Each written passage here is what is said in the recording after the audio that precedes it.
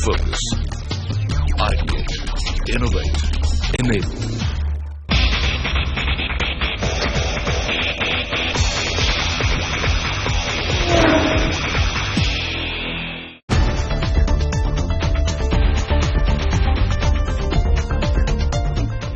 Good evening, ladies and gentlemen, and a very warm welcome to the 17th edition of the CNBC-TV18 OVERDRIVE Awards. And to kickstart this evening and awards and what the theme this year is, may I please invite on stage Shireen Bhan, our managing editor. Shireen, if you could have you on stage.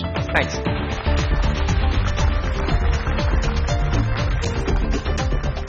The Honourable Coal, Power and Mining Minister, Mr. Piyush Goyal, leaders of industry, and shortly we'll be joined by the Make in India man and the CEO of Niti Aayog, Mr. Amitabh Kant. Ladies and gentlemen, good evening. Thank you very much for joining us here for the 17th edition of the CNBC-TV18 and OVERDRIVE Awards. I would like to thank all of you for joining us here on what is really a milestone occasion for us.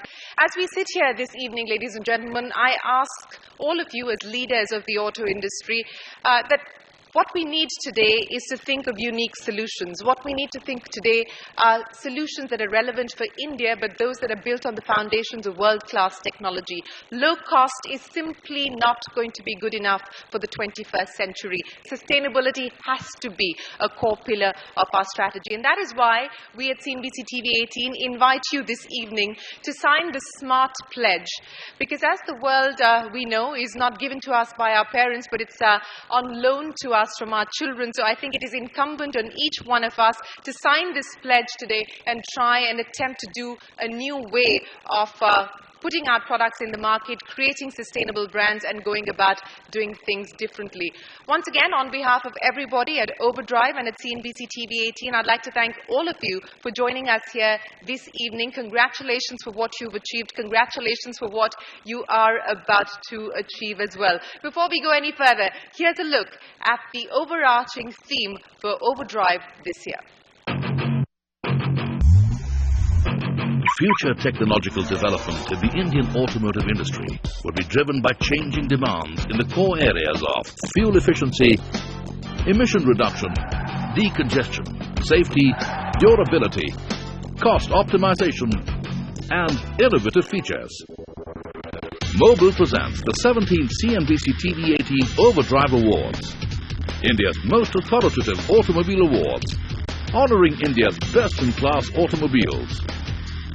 Selected by India's top automotive experts. Tested with the most stringent measures to discern the most superior automobiles from the very best. And honored with the most coveted award for automobiles across various categories. Mobil presents the 17th CNBC-TV18 OVERDRIVE Awards. Ladies and gentlemen, a big round of applause for our jury and a big round of applause for each one of you for joining us here this evening. May I now request our Honourable Minister to please join us on stage to be the first one to sign the CNBC-TV18 OVERDRIVE SMART Pledge.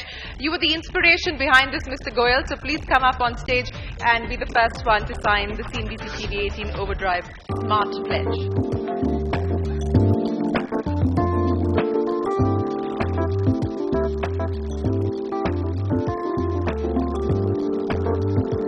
Thank you very much, Mr. Goyal. May I also request you, sir, to please address the audience and say a few words.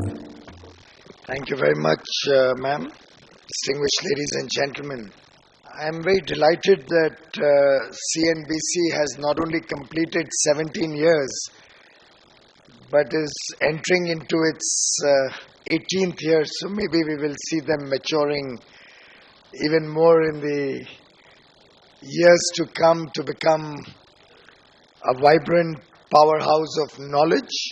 Right from its inception, CNBC has tried to recognize and reward people who make an impact on society, who come up with game-changing ideas to help the industry prosper, but also in their effort to bring to fore evolving ideas.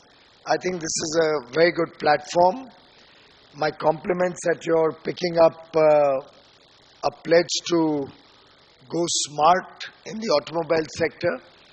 And I'm sure more and more people would love to be engaged and participate in this endeavor. As we see across the world, we are seeing a lot more being discussed about electric vehicles. We're about 8 or 10 countries who have already started looking at electric vehicles with a great deal of enthusiasm. But clearly, we in India have a long way to go. But the ability of India to adopt to change, to my mind, is far more than any other part of the world. Most people in India still don't own a vehicle. And therefore, unlike the West, where you will have to look at replacing millions of vehicles with electric vehicles, India has the advantage of leapfrogging straight away into the new technology age, having first-time vehicle buyers buy an electric vehicle, and therefore remaining ahead of the technology curve and being able to not only bring down pollution in the cities or in the country as a whole, but also show the world what large-scale deployment of technology can do. We can very easily become a world leader in the field of electric mobility. We can actually help to drive prices down worldwide. And we can ensure that the aggressive targets that we have set as a part of our INDCs in the Paris Agreement are met much faster. They can even be advanced from 2030 if we can look at electric vehicles in a much faster, bigger way. And I've said this on more occasions than one, that this government does not work in silos. We work as a homogeneous team. And we are all engaged to trying and see how we can propagate the progress of electric mobility much faster. And we were discussing that what we really need to do is have a protocol which is pan-India.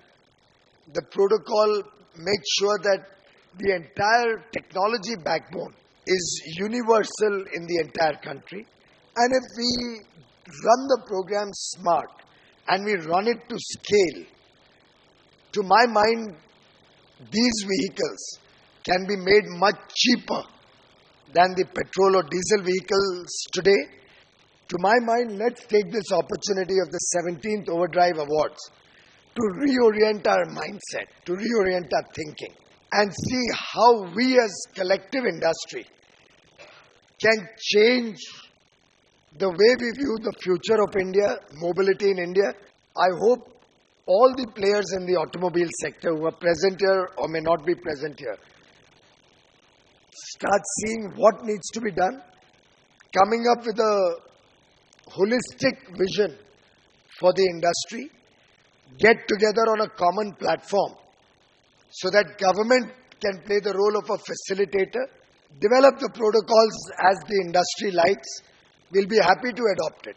If you need some specific interventions on policy, on tax structure for electric vehicles, we are happy to consider that. But get the mindset of subsidy out of the way and see how this industry will flourish. Let's create our own indigenous models of development.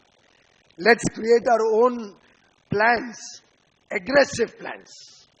And if we as a team make it a mission that by 2030, every vehicle that is sold in this country will be an electric vehicle, I promise you, ladies and gentlemen, India will become the world leader, an unparalleled world leader in this field.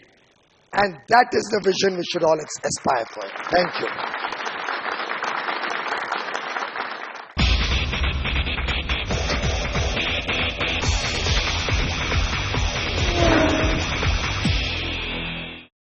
The future is in electric mobility. And we heard from the government. Now let's hear from the industry. If I could please request Mr. Pavan Goenka, the Managing Director for M&M, to please come over and give his special address. Mr. Goenka.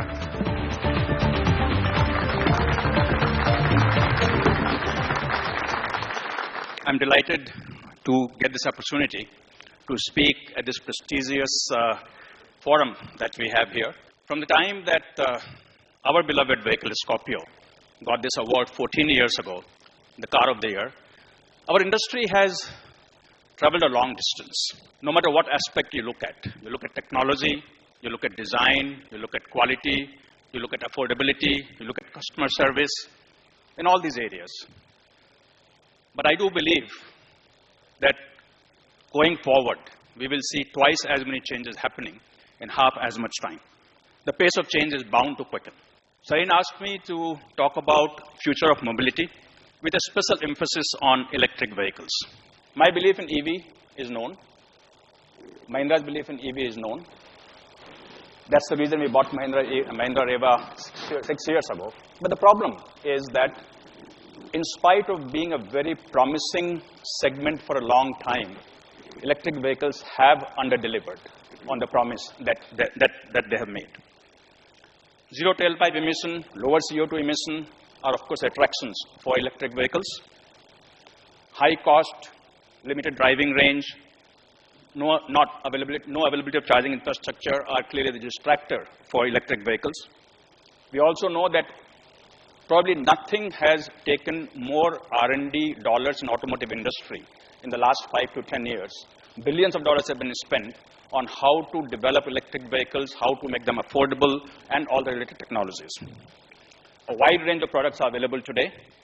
Tesla Model S, $150,000 at the top end, to a modest Mahindra E2O at $8,000, and hundreds of models in between. Heavy R&D spending, significant state incentives, and forceful marketing has really done nothing in terms of market share that electric vehicles have today. Less than 1% globally and close to zero in India. Then how does one justify the optimism that we all seem to have on EVs? And I believe it comes only from one thing. It comes from the fact that we all know that the current level of tailpipe emission that we have is unsustainable anywhere in the world, especially in major cities. Zero emission can possibly happen from electric vehicles, from hydrogen vehicles, from fuel cells, from solar. The last three of these are unviable. The only viable solution right now that is within realm of reality, therefore, is electric vehicle. And if we believe that we have to take care of environment, that's the only solution that we have to make it work. So what pains electric vehicles today, especially in India?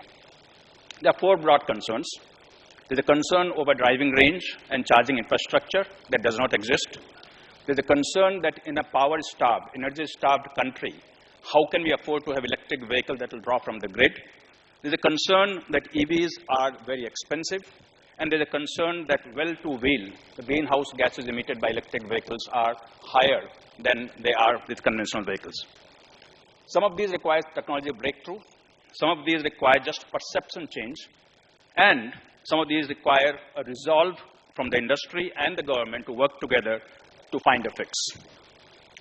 India has demonstrated at least twice in the recent times, once for the mobile telephony, and the second, the LED bulb penetration, that with policy clarity, political conviction, and private entrepreneurship, India can leapfrog the world. And we need to do the same thing happen to electric vehicles. EVs will happen. It's only a matter of time for us to get the breakthrough in cost and technology. India does need EVs. India is behind electric vehicles. But again, I think that if the government of India, the OEMs, the suppliers, and the customers come together and put their full might behind it, India can leapfrog in electric vehicles.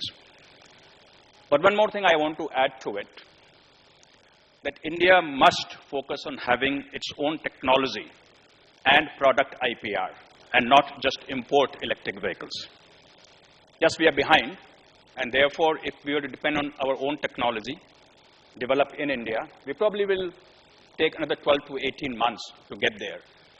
But I believe that if Make in India is something that we are serious about, if Indian technology we are serious about, if Indian brand we are serious about, it's worth the wait to get there using our own technology and IPR.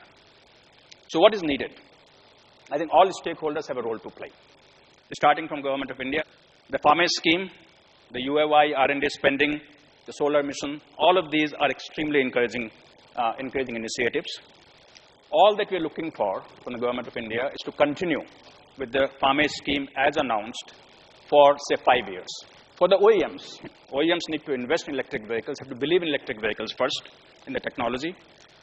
They have to put in capacity in India and in product development. I don't think subsidies needed for the OEMs. Mahindra has 4 models, for example, but 4 models together sell only about 100 vehicles a month. So therefore, we obviously need to have more emphasis coming on electric vehicles.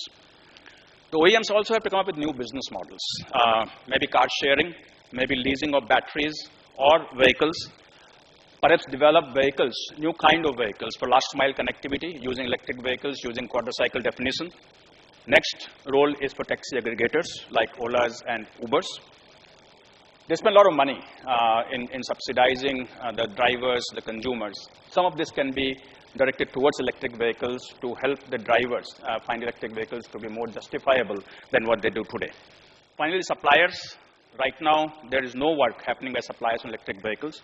They have to develop technology. They have to set up manufacturing plant for components like onboard and quick chargers, motors, transmissions, controllers, electrically operated HVAC, and possibly batteries. But I do think the suppliers will require incentive in form of farmer benefit before they invest any money into it. And finally, customers. One would think that customers might decide to buy electric vehicles because they're environmentally clean, but I know that won't happen. Customers will buy it only when they find that it meets their requirement of mobility at a price comparable to conventional vehicle. And therefore, it's our responsibility to make that happen, that customers have a value proposition that is undeniable. So someone who has been engaged with the Indian auto industry for the last 23 years, it would be a dream come true for me if we see India taking podium position where EVs become mainstream in India. Thank you very much, and thank you for giving me the chance to talk about this.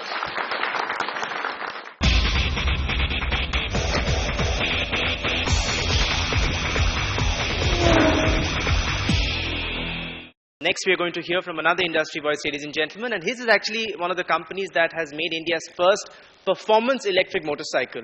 And that has come after years, 7 years of exhaustive R&D efforts. Can we please welcome on stage the CEO of Torque Motorcycle, Kapil Shelke. Kapil.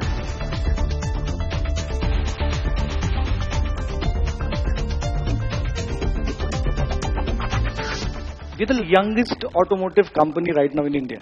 So we've just been in 2 years of existence, and really, before that, what we wanted to do is, wanted to actually develop more of the technology. So I start with what I went on to and what we're doing around. In college, I wanted to build the world's fastest electric motorcycle.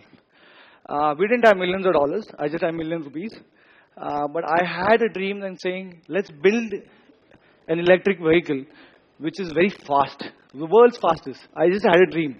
So I was in India in 2013-14. All I could hear about is Tesla Gigafactory, Model S, this price, and then you step out of home and people talk about, okay, kitna deti hai? It is a very good statement. If you talk about kitna deti hai, it talks about efficiency. It talks about something that Indian people want. So we created, as Indian consumers, what we drive is a 100cc motorcycle. These are the most efficient form of two-wheelers right now. So a 100cc carrying 2 people 70 kilometers per hour, 70 kilometers per liter is the most efficient thing. But when you're in college, what you thought is an autocycle or an IC engine is about 27% efficient, and an electric motor is about 95% efficient. On paper, you ask an engineer who is new in college, I think so electric motors win the race. So why is not everybody hooked onto it and saying, can we not build an electric vehicle when somebody else in other country is actually doing it? What you'll have to do is think about a different problem.